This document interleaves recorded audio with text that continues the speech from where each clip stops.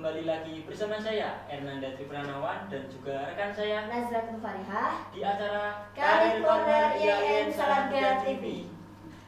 Nah, di kesempatan kali ini rekan kami akan mewawancarai narasumber yang juga sekaligus alumni mahasiswa IAIN Salatiga program studi ekonomi syariah yang sudah memiliki usaha jasa. Siapa orangnya? Langsung saja kita terhubung dengan rekan kita yang sudah berada di lokasi bersama narasumber.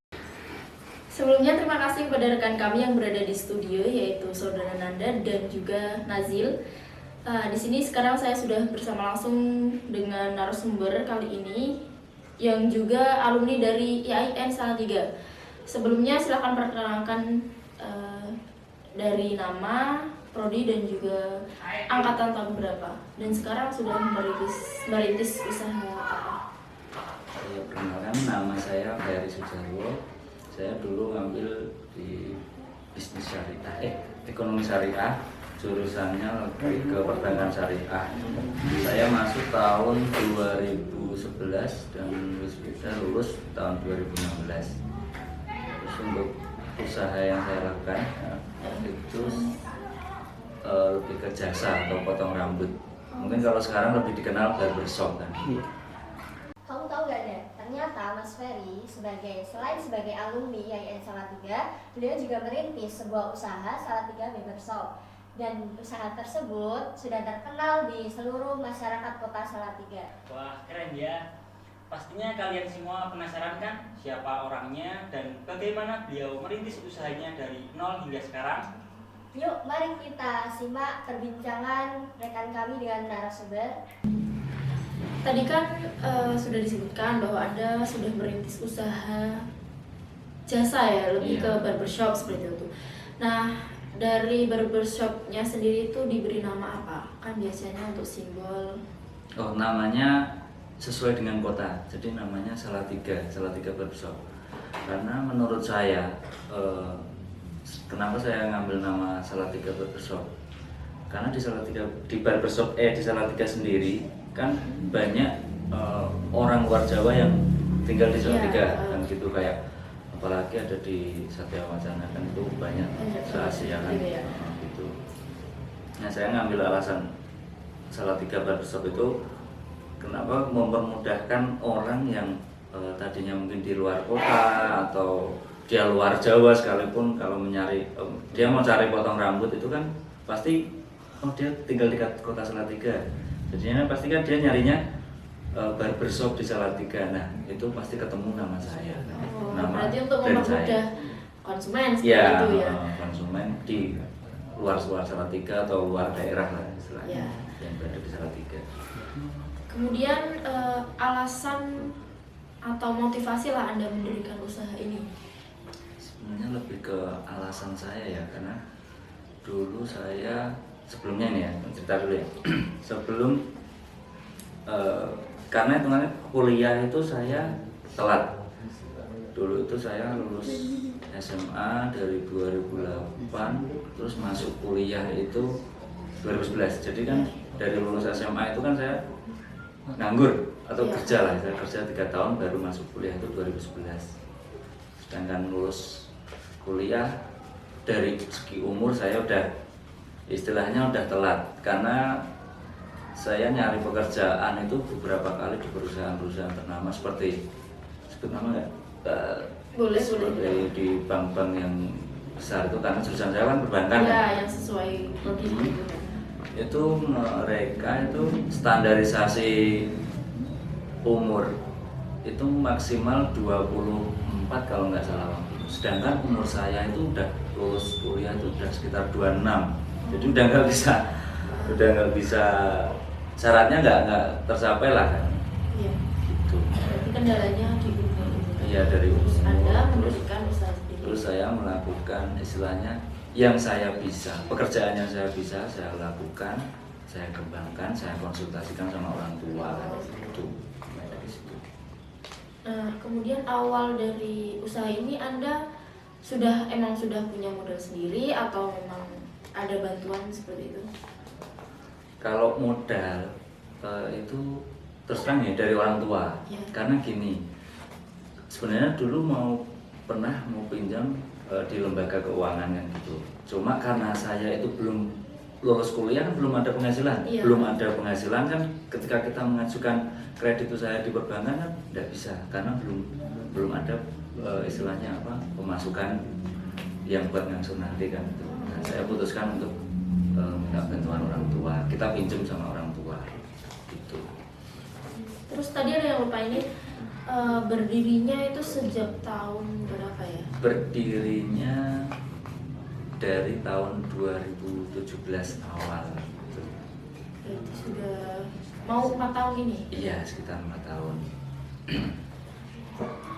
Nah, untuk lokasinya kan tadi dinamakan Salatiga Barbershop. Iya. Nah, untuk lokasinya ini, Alamatnya? iya Oh. boleh alamatnya. Alamatnya ini kan baru-baru ini udah pindah, tapi sebelumnya waktu pertama kali saya buka itu di Jalan Imam Bonjol nomor 51. Ini daerah Jedes itu kan. Iya. Terus sekarang pindah di Jalan Kalimangka nomor 59 kalau nggak salah itu. Situ. Alasannya pindah itu karena kita kan nyewa, saya kan nyewa tempat. Jadi yang punya tempat itu menjual lahan tersebut, jadi mau tidak mau saya harus pindah kan gitu. Tapi pindahnya masih daerah situ juga sih. Terus dalam mendirikan usaha ini Anda sendiri atau bersama dengan teman atau saudara seperti itu? Ada partner, saya ada partner teman. Jadi teman seperjuangan saya, maksudnya teman kuliah saya itu saya partneran, istilahnya 50-50 lah. Iya. Gitu. Jadi karena awal buka itu saya paling tidak harus ngumpulin uang 50 untuk baru bisa mendirikan itu barbershop itu. Tapi saya ngajak partneran sama teman saya, kita baruan join kan gitu. Ya, lebih mudah. Iya, teman saya juga pinjam orang tua, saya juga pinjam orang tua, nah kumpulin bikin usaha itu. Seperti itu. Kemudian kendala mungkin ya, di kendala ini apa saja saat mulai dari awal mendirikan sampai sekarang ini atau masih Kalau ada kendala itu yang saya rasakan dulu itu kita mencari customer atau istilahnya orang biar percaya kalau kita itu bisa motong rapi, itu yang paling susah kan. Oh, di itu situ. memang kendala utama Nah, ya, iya. customer ya. Jadi orang untuk meyakinkan orang biar oh potongan di situ tuh rapi, bagus sesuai keinginan gitu kan, susah kan Iya. gitu.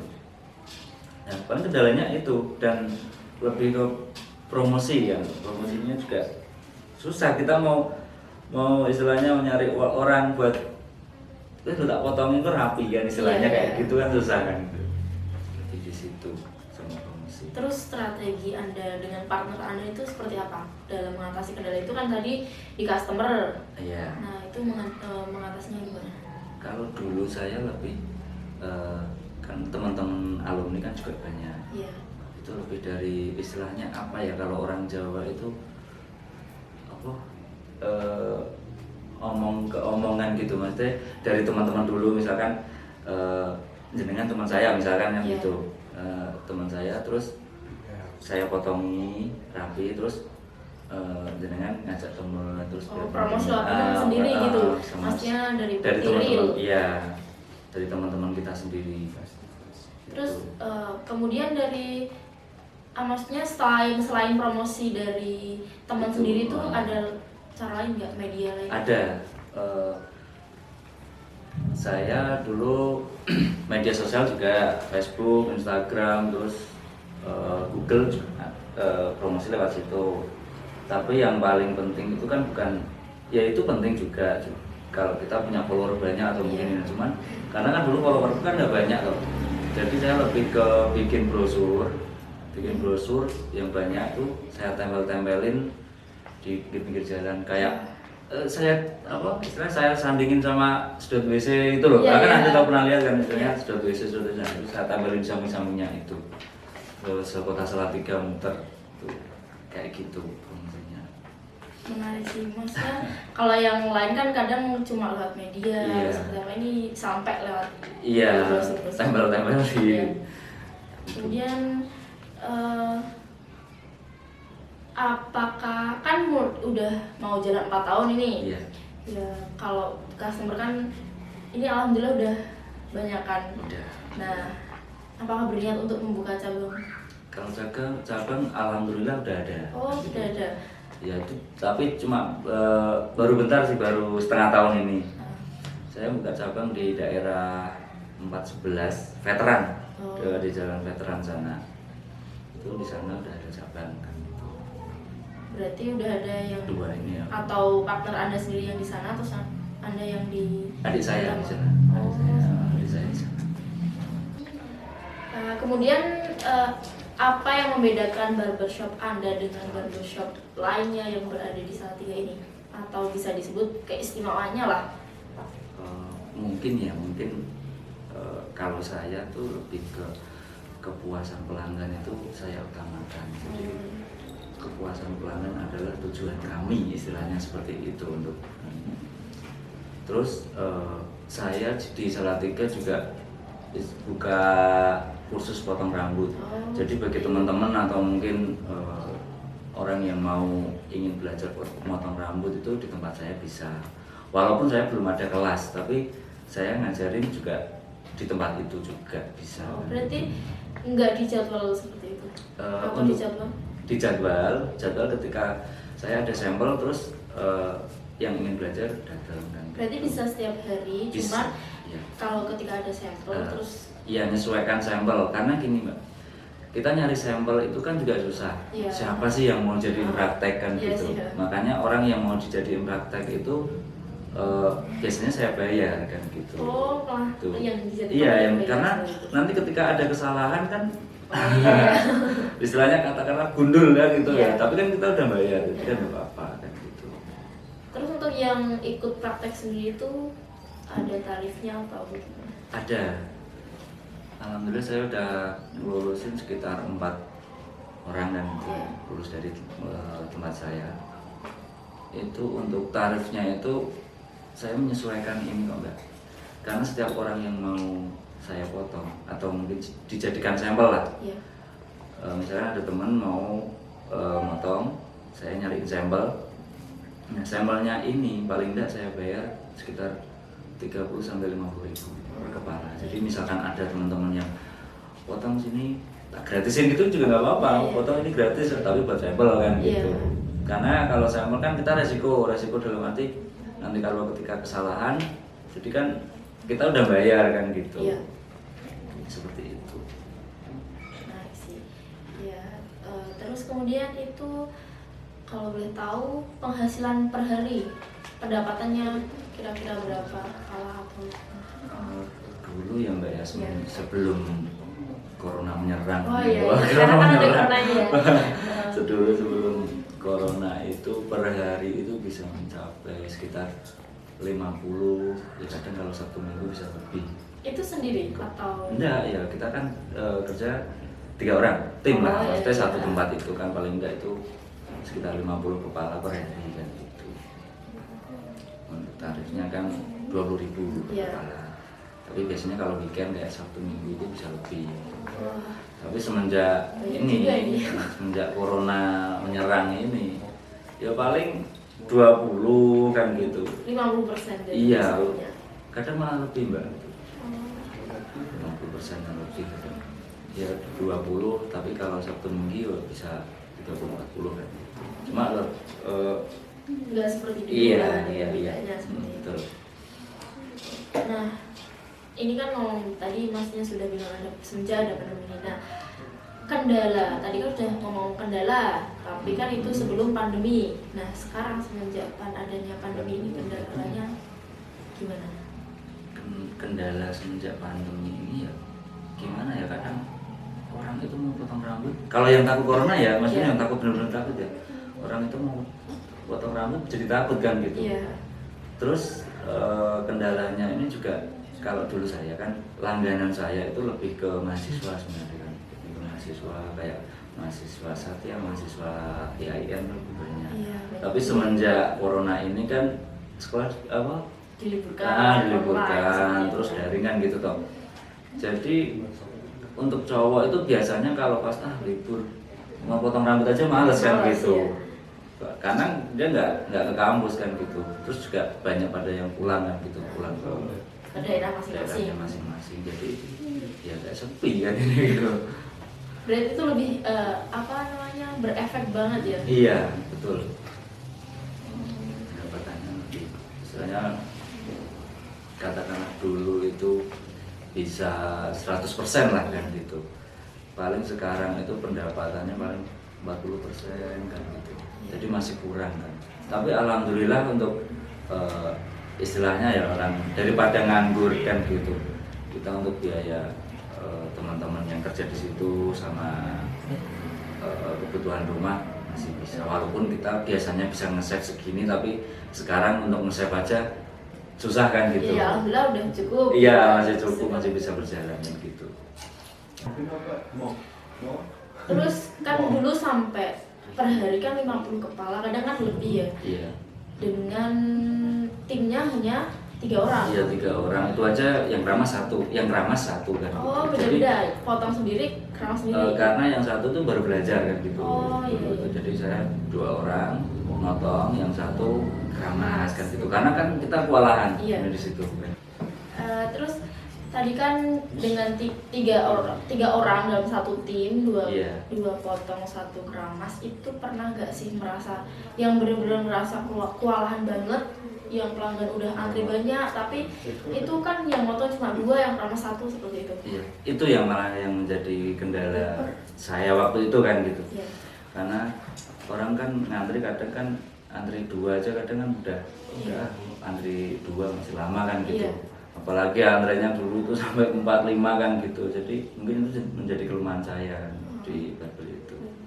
Karena kita nyari istilahnya orang yang bisa motong atau punya skill potong rambut itu kan nggak mudah kan gitu. Bukan sembarang orang. Iya, maksudnya nggak semua orang bisa kan. Ya emang kalau belajar bisa, cuma kan nggak semua orang bisa kan gitu. Sedikitlah peminat untuk. Iya. Padahal sebenarnya kalau itu ditelateni hasilnya juga lumayan kan Iya. gitu toh. Terus kenapa nggak mencoba, itu kan sebelum pandemi ya? Iya. Setelah pandemi itu ya mungkin bisa lah mengatasi 1-2 seperti itu kan, Iya. satu tim itu. Nah, kalau misalnya semoga aja cepat kelar ya corona ini, kan nanti mungkin ada antri banyak lagi, terus kenapa nggak mencoba aja untuk mengambil nomor antrian seperti itu kan, nanti bisa ditinggal dulu kemana, terus nanti balik lagi bawa nomor antrian gitu. Oh iya. Nomor antrian sudah ada. Cuma seringnya itu malah dibawa pulang tapi nggak balik-balik gitu. Wah. Jadi banyak dulu itu komplit nomor antrian 1 sampai 100 itu saya bikin 2 kali. Jadi tapi itu Nggak pada balik lagi. emang Mas nanti saya kesini sekitar jam berapa? Oh ya misalkan 1 jam ke depan lah kan gitu. Malah kadang nggak balik kan gitu. Terus ketika balik malah antriannya nggak dibawa. Oh, lupa Mas. Terus jadi pada hilang kan gitu nomor antriannya. Terus nggak pakai lagi atau tetap masih pakai dengan nomor yang nggak urut? Iya, tapi kalau untuk semenjak corona ini untuk potong rambut itu jarang yang pada ke kios, jarang yang pada ke situ. Jadi saya juga menyediakan layanan home care. Jadi ketika ada orang pengen potong rambut tapi di rumah, Bisa lah ke situ. mungkin saya atau teman-teman saya bisa ke rumah untuk potong rambut di rumah kan lebih aman, lebih Bergantian lah ya. Iya.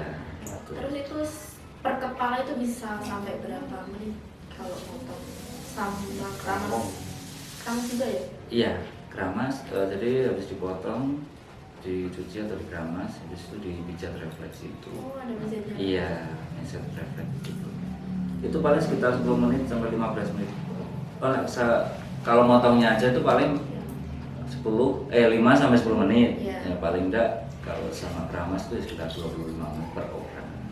Berarti kalau sama keramas itu beda tarif lagi? Atau tetap sama atau gimana? Kalau saya bedakan. Jadi gini, ketika ada customer yang ingin potong aja atau mungkin buru-buru kan istilahnya, atau mungkin tadi pulang kerja belum mandi, udah potong aja nanti mandinya di rumah kan ada kan gitu. Iya. Jadi emang saya bedakan tarifnya kan gitu. Dari potong aja itu 15, terus kalau sekalian cuci sama pijat itu tambah 5.000 jadi 20.000 kan gitu. Ternyata ternyata yang cowok juga ada yang namanya pijat refleksi, keramas juga kayak kan. Iya. Saya baru tahu ini. Terus harapannya kedepannya untuk usaha Anda dan juga corona sekarang ini yang membuat efek besar bagi usaha Anda. Kalau harapan saya ya cepat berlalu lah, maksudnya gak usah lama-lama. Yang penting kita itu melupakan corona aja kan gitu.